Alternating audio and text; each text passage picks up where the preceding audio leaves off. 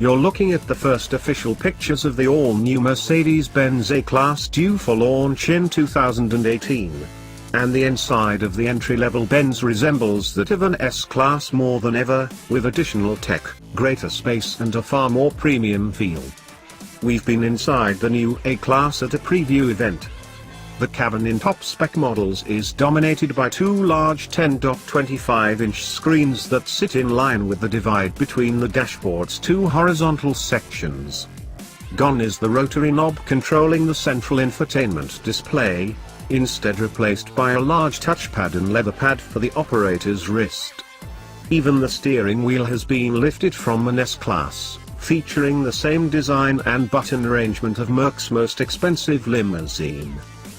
Mercedes isn't wrong about the levels of luxury on offer.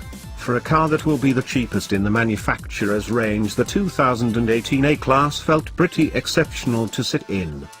The materials, technology and attention to detail were all up to the standards you'd expect from a premium saloon.